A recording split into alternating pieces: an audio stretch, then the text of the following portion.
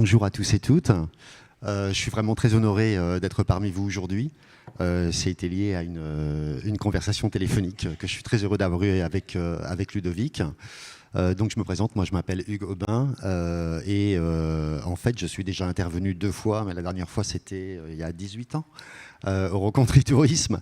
Et à chaque fois que j'interviens, c'est un petit peu pour partager des réflexions de contexte et des propositions de pistes de solutions nouvelles à des acteurs d'un secteur. Et donc, en réalité, je suis souvent à tenter la mise en relation entre des acteurs d'un secteur, des acteurs d'un autre secteur, et très souvent, ils vivent côte à côte.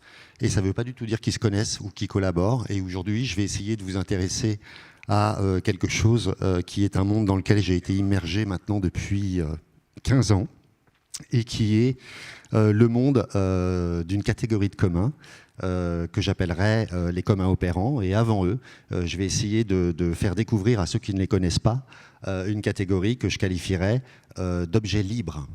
Et donc ça va être un petit peu aussi quelque chose que je vais essayer de contextualiser dans un contexte sur lequel je dois dire que je vous remercie tous parce que j'ai été, et je vais incliner mon intervention d'aujourd'hui parce que j'ai été très frappé par un certain nombre d'ateliers et d'interventions dans lesquelles il a été question notamment d'écologie.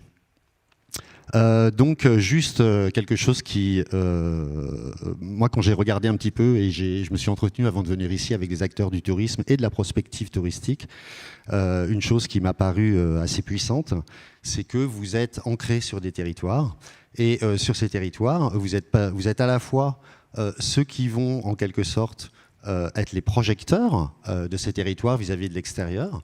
Donc ça veut dire que vous avez une mission de rayonnement, vous avez une mission d'attractivité, vous allez avoir une mission qui va être de rendre visible attractif, mais bien plus loin que ça, vous allez avoir une influence sur ce territoire parce que vous allez influer sur l'offre gastronomique, l'offre de transport, etc.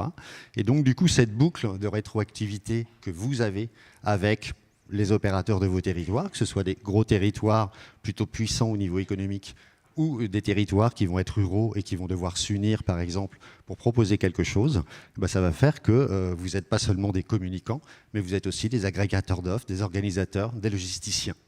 Et donc ça veut dire que vous avez une importance stratégique qui est intimement liée à la fois à l'identité du territoire, à ses opérateurs privés, à ses agriculteurs, à ses entreprises et à ses acteurs publics. Et donc du coup, pourquoi j'ai pris cette image ? J'ai pris cette image qui est souvent intéressante quand on parle de territoire, c'est ce qu'on appelle une anamorphose. Donc on le voit souvent avec des tasses de café ou des tasses pour boire du thé qui ont été faites au 19e siècle et dans lequel le principe c'est qu'on va pouvoir en fait refléter une image et c'est le reflet qui va former l'image finale. Et donc là, en fait, si on veut avoir une image, en fait, on va agir sur ce qu'il y a ici sur le plan horizontal. Donc, c'est-à-dire qu'on va agir sur, par exemple, le territoire, son offre, et puis qu'on va le refléter avec un outil qui peut être un outil de communication, un outil d'accueil, un outil d'agrégation servicielle. Et en fait, une chose qu'on ne voit pas dans cette image, mais c'est qu'on peut aussi agir sur la forme du miroir. Donc, c'est-à-dire que ce qui va finalement être perçu, par exemple, par quelqu'un qui n'est jamais venu, bien évidemment, vous pouvez influer dessus, non seulement au niveau du terrain, mais vous allez influer dessus également par rapport à votre action à vous. Et donc, ça veut dire que vous êtes complètement en responsabilité également sur les 2 volets. Et ce n'est pas une position qui est nécessairement facile. Et cette position, elle n'est pas facile en ce moment, puisque, et je le dis ici, j'ai été très fortement touché par les interventions que j'ai vues de Ludivine hier sur la Côte d'Opale dans un atelier sur le récit qui a très clairement parlé de l'angoisse d'habitants, par exemple, par rapport aux vagues de submersion marine et aux digues. J'ai été très impressionné ce matin par l'intervention de Geneviève Aubry qui est revenue sur la communauté qui travaille sur le lac Saucisco au Québec. Pourquoi ? Parce que ce que nous dit finalement pas mal de gens, et notamment Edgar Morin, qui s'était beaucoup exprimé comme philosophe contemporain pendant la crise du coronavirus, c'est quand même qu'aujourd'hui, la seule certitude qu'on ait, c'est d'être dans l'incertitude. Et à partir du moment où on assume ça et on n'est plus dans le déni, ça veut dire que se posent des questions de stratégie. Donc, c'est-à-dire que si je sais déjà que les solutions que j'ai aujourd'hui ne vont pas suffire pour faire face à demain, il va bien falloir que quelque part, j'arrive à avoir des plans A', B' et C pour pouvoir faire face à des choses et que je me dote d'un organe de veille qui va me permettre, et comme vous le faites au travers de Tourisme Lab, comme vous le faites probablement aussi peut-être tous les jours en vous informant et en vous entraînant, pouvoir faire face et pourquoi pas même inventer des choses qui peuvent être positives. D'ailleurs, ce qui est plutôt rassurant, c'est qu'Edgar Morin, ce qu'il dit, c'est que l'incertitude, elle porte autant d'espoir que de désespoir, parce qu'en fait, c'est à l'intérieur de certaines certitudes qu'on va se permettre de trouver des solutions nouvelles. Et là, en fait, c'est un petit peu comme si vous étiez dans une équation dans laquelle on a vu hier un certain nombre de termes. Donc l'évidence, c'est que vous avez de l'offre, vous avez de la demande. Et hier, on a vu à chaque fois des ateliers extrêmement intéressants qui permettaient d'approfondir des facteurs qui interviennent dans cette équation. Et en fait, ce qui se passe, c'est qu'il y a pas mal de termes qui changent dans cette équation en même temps que le monde change. Donc, on va avoir, par exemple, hier, on a eu des choses très intéressantes qui étaient liées à la manière dont les gens travaillent à l'intérieur des structures et à la manière dont les relations qu'on a à l'intérieur de la structure et les relations que les gens de l'intérieur de la structure ont avec des partenaires ou avec des visiteurs. Et ça, les facteurs qui régissent ces termes, eh ben, ils vont également évoluer pas mal et vous les avez déjà vu évoluer beaucoup et notamment vous les avez vus évoluer beaucoup au fil de l'évolution de l'environnement numérique qui a largement été développé ici au travers des IA, au travers des usages sur mobile de la Gen Z, au travers d'un certain nombre de choses.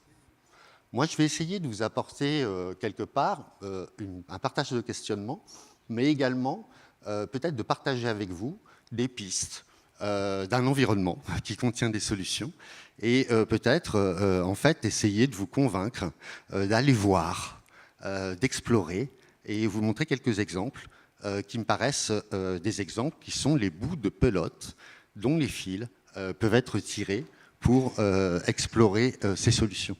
Ludovic, est-ce que j'ai une ligne de temps quelque part? Non? Magnifique. Ah, parfait. Eh bien, celle-là, on l'a mis. Hop, c'est l'autre. Tac, voilà, c'est le gros bouton. Donc, actuellement, moi, il y a une chose qui me paraît quand même assez intéressante et sur laquelle c'est à la fois un jeune philosophe français qui est assez influent aujourd'hui et qui a monté un design, un master design de l'Anthropocène qui s'appelle Alexandre Monin. Et ce philosophe contemporain qui s'appelle Alexandre Monin, il a écrit un livre avec notamment Diego Landivar, dans lequel apparaît le concept de commun négatif. Alors d'abord sur les communs, comme on pourrait en parler extrêmement longtemps, je voudrais dire qu'il y a le mot commun, on peut l'utiliser au travers de tout ce qui est matériel. C'est ce qu'a fait l'économiste Elinor Ostrom quand elle a eu le prix Nobel, c'est qu'en fait elle a démontré qu'historiquement, depuis très très longtemps, depuis des milliers d'années, on s'organise dans des communautés qui sont des communautés historiquement territoriales et culturelles. Et dans ces communautés territoriales et culturelles, on va avoir des communs qu'on pourra appeler des communs culturels et des communs qui sont également matériels. Et autour de ces communs matériels, on va se débrouiller pour qu'on puisse maintenir en état une ressource et pouvoir l'utiliser. Donc, ces communs matériels, ça va être par exemple l'eau, ça va être par exemple l'air qu'on respire, ça va être par exemple tout ce qui va nous permettre de pratiquer des activités. Et en fait, quand ces communs, par exemple, qui peuvent être dans l'environnement naturel, ils vont être en interaction avec l'homme, eh bien, il va y avoir des règles qui vont faire qu'on ne va pas les épuiser et des règles qui vont faire aussi qu'on va plus ou moins en partager l'usage. Donc, ce que dit Alexandre Monin, et qui quand même résonne pas mal avec la question écologique, c'est que on va devoir assurer un héritage. Et cet héritage, c'est celui de toute l'activité humaine sur la planète Terre, et que cette activité et l'impact de cette activité, on peut le mesurer il s'est considérablement accéléré depuis 150 à 160 ans. Et donc, il appelle héritage toute cette somme d'objets, d'infrastructures, d'usines, de construction, de déchets, mais aussi au niveau granulaire, ça peut être des télésièges, ça peut être des lignes de transport caduques, ça peut être énormément de choses. Et une partie de ces choses sont des choses qu'on peut cultiver, rediriger. Une partie de ces choses nécessite un renoncement parce qu'on sait déjà qu'on n'aura pas les ressources qui vont permettre de les faire perdurer. Et donc ces communs-là, qui sont des communs qui sont difficiles à gérer, ils peuvent être par exemple, dans le cas du lac Sossisco, ce serait par exemple les résidus chimiques qu'il y a au fond du lac et qui se sont accumulés pendant toute une période sur laquelle on ne faisait pas de mesures écologiques. Ils rentrent aussi dans une équation qui nous percute tous. Moi je suis en Bretagne, les algues vertes par exemple sont un commun négatif, et ce commun négatif, il est issu d'une activité économique, et cette activité économique, tant qu'elle n'est pas redirigée, de toute façon, continuera à abonder ce commun négatif. Donc ça, c'est quelque chose, j'attire votre attention sur ce concept, parce que ce concept, il nécessite aussi des réflexions sur des choses que vous voyez poindre, ou qui sont déjà très présentes, suivant la culture de vos territoires, et que vous avez vu se diffuser dans ce qu'on appelle l'économie circulaire. Des choses qui sont également des questions qui se posent dans la question qui a été abordée ce matin du tourisme régénératif. Et ça veut dire que de toute façon, vous êtes impacté au niveau du paysage, vous êtes impacté au niveau de l'économie, mais que vous avez vu aussi sortir des circuits courts, des AMAP, des nouveaux types d'activités, et que ces nouveaux types d'activités, ils peuvent rencontrer de la fabrique du désir du territoire au travers de ça. Donc une autre chose sur laquelle j'attire votre attention, c'est également actuellement l'émergence de concepts qui se déclinent en méthodes. Et je vous en parle parce que c'est actuellement des enjeux que je considère comme territoriaux et sur lesquels il y a des territoires ou des organisations qui cherchent à appliquer ces embryons de méthodes et qui sont par exemple Olivier Hamon. Olivier Hamon, lui, il fait une critique de la performance et il dit... En fait, c'est un biologiste qui a écrit plusieurs livres de philosophie. Et en fait, ce qu'il dit, quand on parlait de solutions fondées sur la nature, quand on parle de biomimétisme, ce qu'il nous dit, c'est, en réalité, non, la nature, elle n'est pas performante. La nature, elle est robuste. C'est-à-dire que quand on regarde en biologie, quand on regarde au niveau des plantes, la manière dont ça se développe, il y a plein de solutions qui ne sont pas forcément des solutions et qui sont tentées sans cesse. Et en fait, en fonction de ce qui n'est pas prévu, on va avoir tellement de possibilités qu'il y en a qui tiennent le coup. Et donc, cultiver cette biodiversité des projets, des solutions et de l'écosystème, ça n'a pas consisté pour la nature à éliminer tout ce qui n'était pas performant parce qu'elle crée sans cesse des choses qui ne le sont pas et qui deviennent ce qui reste quand il y a des problèmes. Donc ça, c'est quelque chose qui est super intéressant au niveau stratégique parce que ça veut dire, par exemple, que tout miser sur quelque chose, c'est encore plus dangereux aujourd'hui qu'avant. Et ce n'est pas parce que c'est performant que c'est quelque chose qui va avoir un impact qualitatif durable. Donc, à droite, j'ai mis une photographie que j'ai trouvée l'autre jour, parce que quelqu'un avec qui j'ai partagé des réflexions m'a envoyé ce mot. Il y avait un atelier sur le récit hier matin qui était vraiment passionnant. Je remercie aussi Madame Giuliani pour son excellente intervention d'hier, parce que j'ai eu beaucoup d'inspiration ici. Et sur cet atelier, c'était un atelier qui a été décrit pour créer le récit d'une région touristique. Et on a parlé de design fiction. D'accord. Et dans ce design fiction, on va finalement réunir des acteurs différents qui vont regarder en face des réalités qui peuvent être plus ou moins joyeuses, mais qui vont inventer tout sauf des dystopies pour inventer des récits fictions du territoire et derrière pouvoir faire émerger des valeurs et des scénarios opérationnels. La robustesse, c'est quelque chose qui est assez extrême dans sa définition, que vous pourrez trouver et que je viens de vous faire. Mais ce que propose Anne-Caroline Pocot, qui a en ligne un dictionnaire des futurs, ouvert à tous, dans lequel il y a des mots qui vont combiner d'autres mots, c'est l'idée de la robustance. C'est-à-dire qu'en fait, aujourd'hui, on a d'un côté une idéologie et une pratique, notamment techno-solutionniste et de quantification de la performance.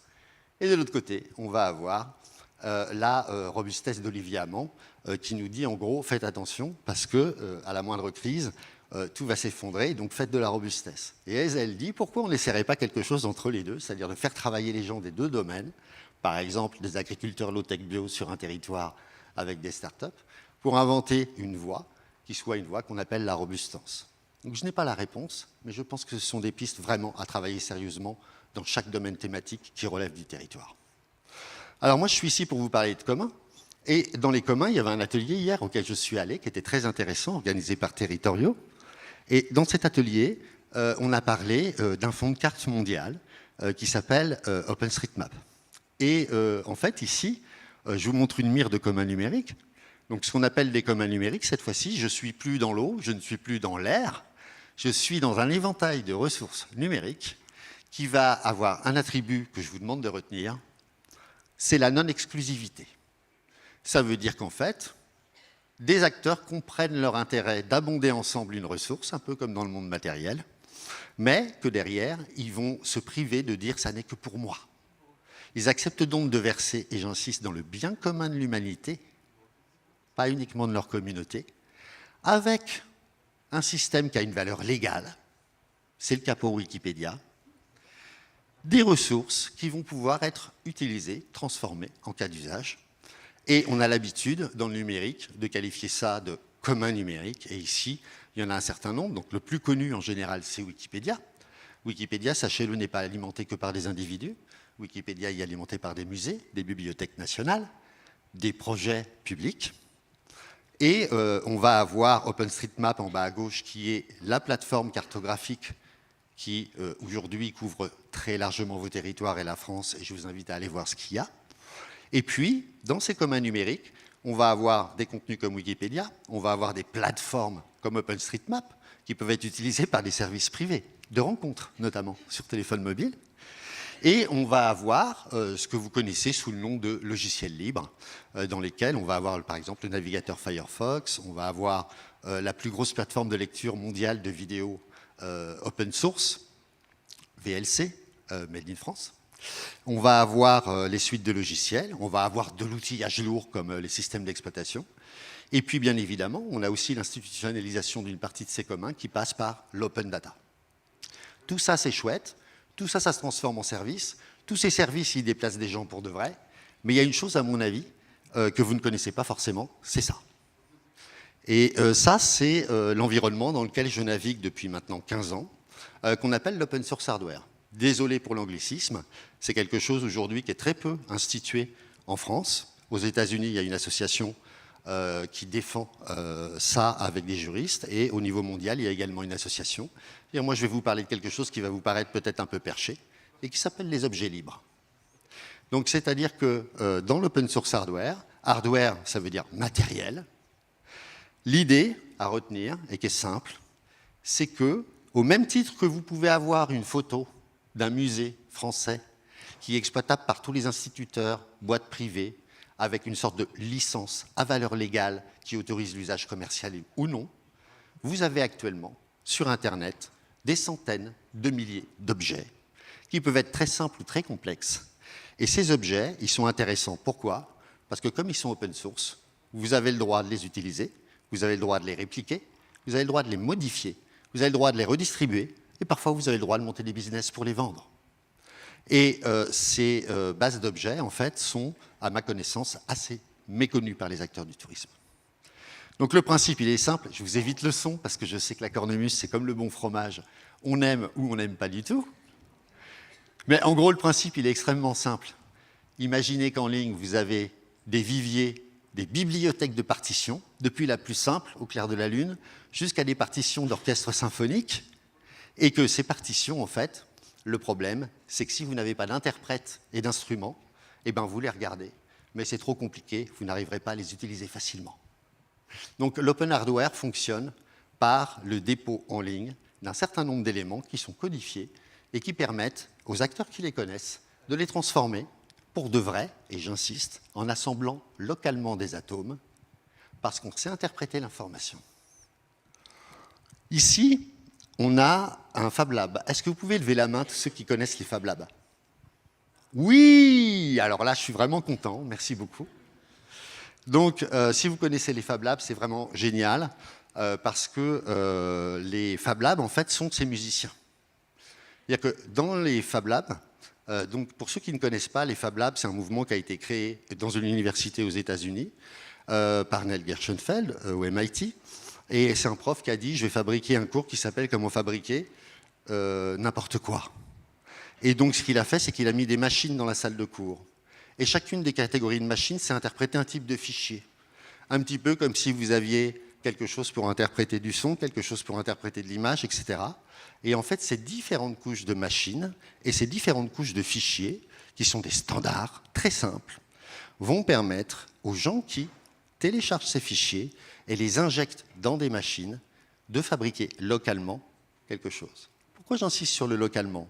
J'insiste sur le localement parce que l'idée, elle est que si j'ai ça, à gauche, un fichier, c'est une image au format vectoriel. Sans rentrer dans le détail, c'est la même chose qu'une carte géographique, c'est-à-dire que je peux le zoomer de près, de loin.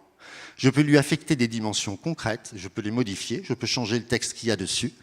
Et si vous regardez bien à gauche, vous verrez qu'il y a des petits carrés autour du mot track. Et ces petits carrés autour du mot track, ils vont être découpés quand ce fichier va être mis via une clé USB ou une liaison réseau dans une machine de découpe. Ce que ça veut dire, c'est que ces petits carrés, ils vont devenir des encoches parce qu'ils vont être découpés. Et comme à côté, les dessins que vous voyez, c'est ceux des pieds, on va simplement pouvoir encastrer l'un dans l'autre et on va fabriquer ce tabouret. Alors ça veut dire que ce tabouret, il est assez différent de celui que vous achetez dans le commerce. D'abord, il peut y en avoir un seul qui porte le prénom de quelqu'un. Ensuite, vous pouvez changer la taille des pieds parce que vous avez quelqu'un qui va avoir une physiologie particulière. Troisièmement, vous pourriez décider de l'améliorer en mettant, je ne sais pas, un porte-gobelet ou en le transformant dans un autre objet. Quatrièmement, c'est totalement légal. Cinquièmement, vous serez dans la communauté si vous contribuez en reversant votre version d'objet. Là, on est sur la version la plus simple qui est, je vais prendre une machine de découpe dans laquelle je vais injecter un design et ce design, la machine, elle va simplement suivre les traits et elle va, suivant que c'est une fraiseuse, couper jusqu'à 1 à 2 cm de bois. Si c'est une découpe laser, elle va nous couper autre chose. Ce qui est important à comprendre, c'est que si je suis au Cambodge, je vais probablement faire ce tabouret avec du bambou. Si je suis en Bretagne, je vais le faire peut-être avec du châtaignier ou du bois local. Et donc, ça veut dire que je ne fais pas venir le bambou chez moi et je ne fais pas venir le châtaignier chez moi. Il y a donc un effondrement du mouvement des atomes et de l'impact écologique de leur chaîne de transport qui est lié à l'écosystème des objets libres et qui n'est pas sans intérêt. Ici, je prends un deuxième type d'objet. Sur ce premier type d'objet, j'étais sur du mobilier. Donc là, vous trouverez des milliers d'exemples, notamment, par exemple, par le Fab Lab des bibliothèques de Paris, Bibliofab, qui utilise abondamment des systèmes de mobilier qui redistribuent vers d'autres bibliothèques. Mais on va pouvoir aller sur des objets qui vont être des objets communicants. Et ces objets communicants, là, on va ajouter d'autres couches. La première couche qui est en haut à gauche, c'est la plus connue, c'était l'arbre qui cachait la forêt. Ça a été ce qui a mobilisé également les individus pendant la crise du coronavirus dans la fabrication de visières. C'est les fameux fichiers .stl, qui sont des fichiers de partage de modèles 3D. L'ennui avec les imprimantes 3D, c'est que c'est super pour faire des choses très précises, petites, mais que c'est pas très costaud. C'est lent, très très lent. C'est imprimé couche par couche, en plastique fondu la plupart du temps. Par contre, c'est idéal pour du prototypage à bas coût. Et aujourd'hui, vous verrez sur le Bon Coin que vous pouvez vous trouver une imprimante 3D pour entre 70 et 200 € sans problème. Cet objet, dedans, il y a une couche de communication. C'est la petite fenêtre qui est au milieu. La petite fenêtre qui est au milieu, c'est ce qui fait peur. C'est du code. Et ce code, il rejoint la logique du logiciel libre, c'est-à-dire il est posé sur Internet, sur des viviers de code.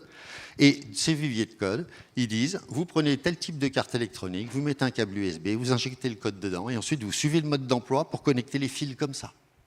Et après, à droite, quand on découpe un fichier rectangulaire pour protéger l'écran et qu'on câble un écran dessus, on a un afficheur. Et cet afficheur, je peux le paramétrer en ligne et gratuitement pour intégrer n'importe quel type d'information, exactement comme sur des arrêts de bus.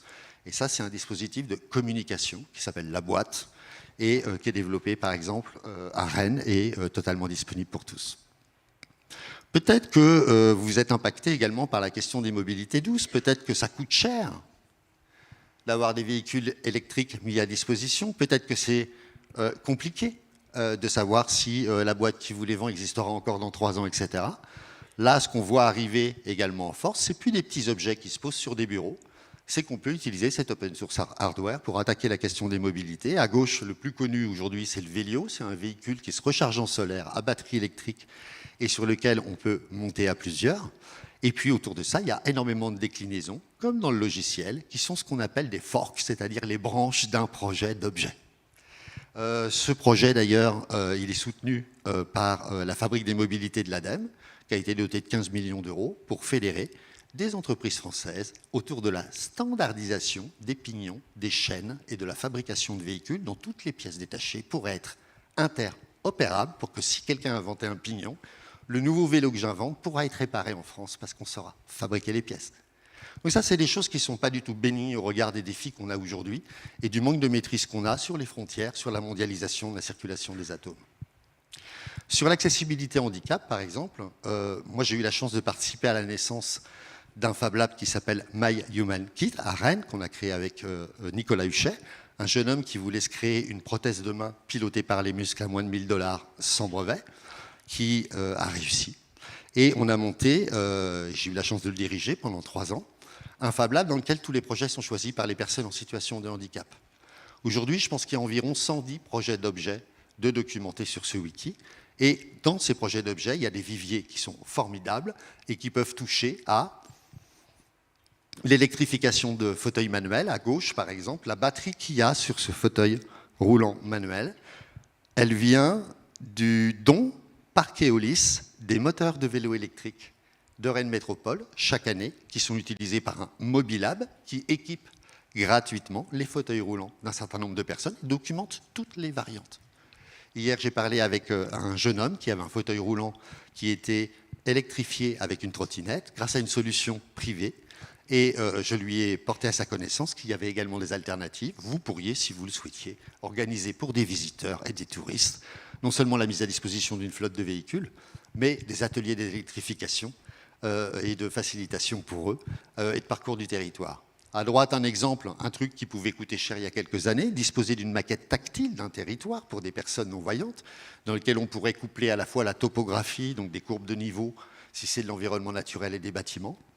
Et bien en fait, aujourd'hui, vous pouvez trouver en ligne comment vous allez, sur Internet, vous capturer légalement les courbes de niveau et tout le plan d'implantation des bâtiments. Vous le mettez dans une découpe laser et en plusieurs calques, vous allez graver les dispositions, vous allez découper des petits cubes et vous allez les empiler en fonction de l'image sur Google Earth ou OpenStreetMap ou Street View de la hauteur des bâtiments. Vous allez empiler ça par rapport au nombre d'étages et en fait, vous allez avoir une maquette tactile de découverte de votre territoire pour presque rien. Mais vous ne le savez pas forcément. On peut aussi, j'ai vu que vous aviez un essor notamment d'écotourisme. Et moi, en ce moment, je suis en train de revenir beaucoup sur les projets de galaxies de village dans le monde rural.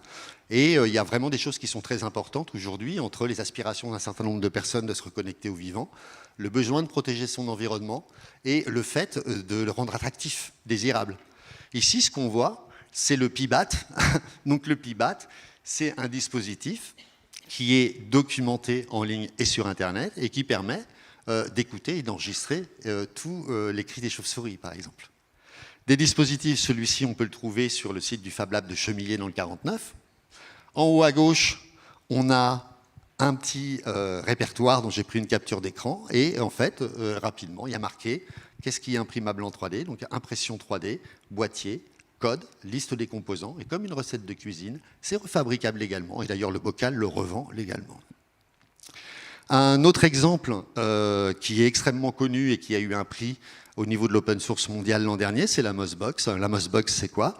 C'est une boîte avec des lumières qui attirent les insectes la nuit, et puis il y a une petite caméra, et en fait, ce qui va se produire, c'est que ça va être capable de vous compter tous les nombres d'insectes qui passent dedans et de déduire les probabilités de leur espèce par rapport à leur taille. C'est utilisé aujourd'hui très largement par des ONG qui financent un inventaire qu'on a en bas en lien, qui s'appelle Wild Labs, et dans lequel vous avez des milliers d'outils de visualisation, de capture et de découverte de la biodiversité qui peuvent correspondre, parce qu'ils sont classés par mammifères, etc., à vos environnements, mais vous ne savez pas que ça existe et c'est hors de prix dans le privé. Ici, je passe vite parce que c'est plus technique, on a un shutdown On a un peu d'énergie locale avec du panneau solaire, de la méthanisation. On n'a plus d'Internet. Comment on fait pour communiquer?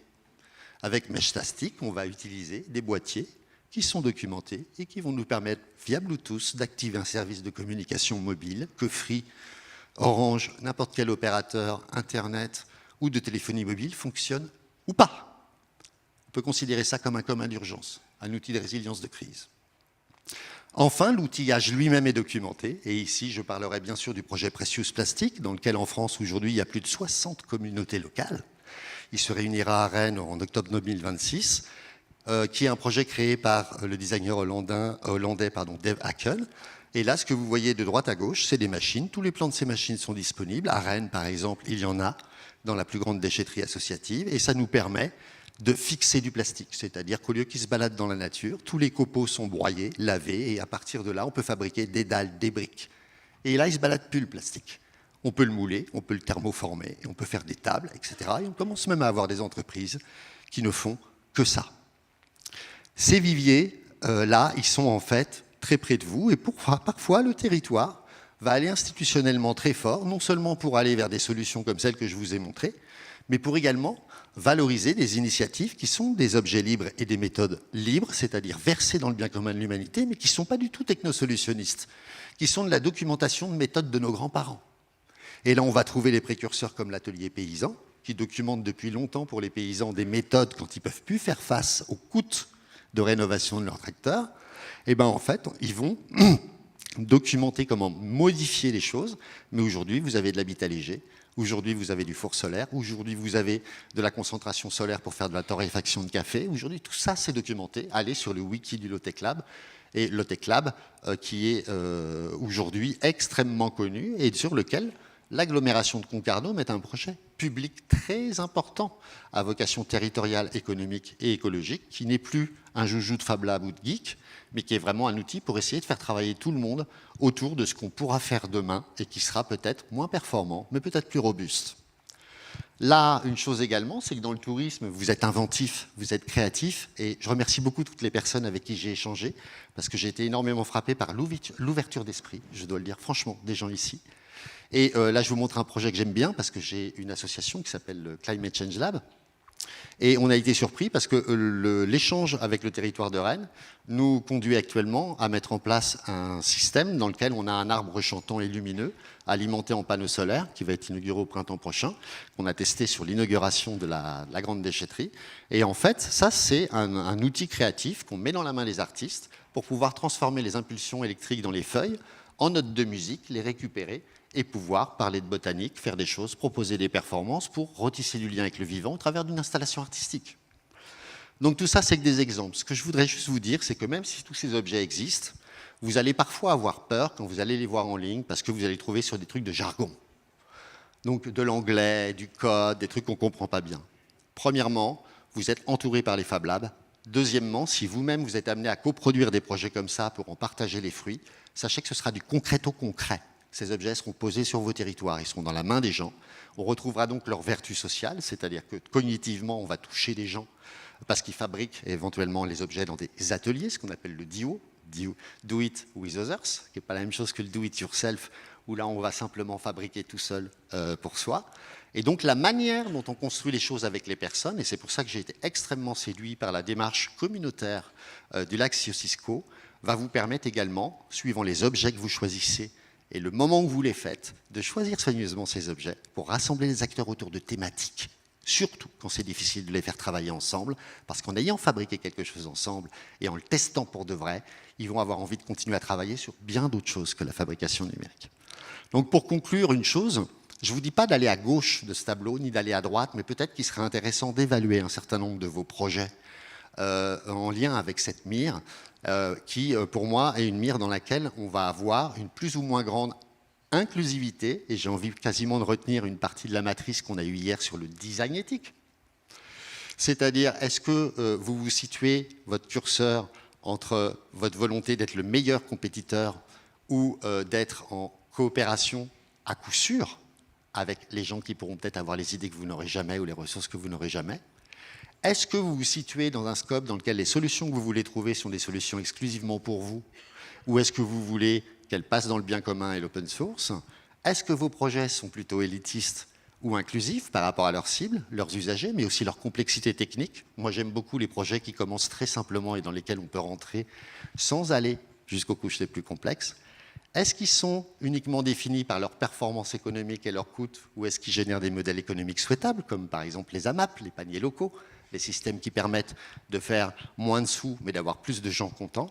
Est-ce qu'ils sont centrés uniquement autour de vous, ou est-ce qu'ils ont l'approche holistique, c'est-à-dire le sachet de thé? Et la question que je pose souvent au Fab Lab, c'est, dites donc, vous travaillez pour vous, ou est-ce que vous êtes un sachet de thé qui infuse dans le territoire, et que ça, c'est vraiment votre objectif, c'est pas de travailler pour vous, mais c'est d'infuser des solutions dans et avec le territoire. Et puis enfin, derrière, j'ai parlé de low-tech. Pourquoi? Parce qu'il y a des solutions dans la technologie, mais il y a aussi des solutions dans la démocratie et dans le désirable.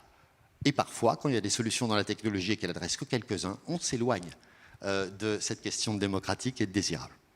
Donc moi, je me permettrai d'abord de vous remercier beaucoup pour m'avoir accueilli, ensuite de vous conseiller de, comme dirait l'association Bug à Rennes, cultiver la biodiversité des projets, ne pas mettre tous vos œufs dans le même panier, et IA ou pas IA, de conserver surtout vos expertises anciennes, de continuer à les transmettre et d'utiliser pour ça les communs, parce que très souvent les gens sont tout à fait d'accord, comme quand on collecte des paroles, des photographies ou des itinéraires, pour partager des savoir-faire à condition qu'on sache les pousser sur Internet sous ces licences libres. Je vous incite à explorer de très nombreux viviers. Et ces viviers, vous pouvez prendre des stagiaires, vous pouvez définir des sujets sur lesquels vous cherchez des solutions, d'accord, sur tourisme, écotourisme, mobilité, inclusivité, tout ce que vous voulez, hospitalité. Et bien entendu, je tiens à vous dire que nous sommes le pays au monde où il y a la plus grande densité de Fab Lab. Quand j'ai commencé, on était 17. Aujourd'hui, on est 280. L'Assemblée générale a eu lieu la semaine dernière. Il y a des groupes thématiques sur un certain nombre de sujets qui peuvent vous intéresser, notamment l'écologie, notamment l'international. Et ce réseau des Fab Labs, il est très probable qu'il y en ait près de chez vous et que vous ayez des choses à leur apprendre sur l'hospitalité, sur l'accueil, sur leur développement, et peut-être qu'ensemble, vous pouvez faire des choses formidables. Donc, je voulais vous remercier infiniment pour votre invitation et vous dire, devenez maker, partagez et explorez, parce que là, au lieu d'avoir tous vos œufs dans le même panier, croyez-moi, vous aurez des plans B', C' et D'.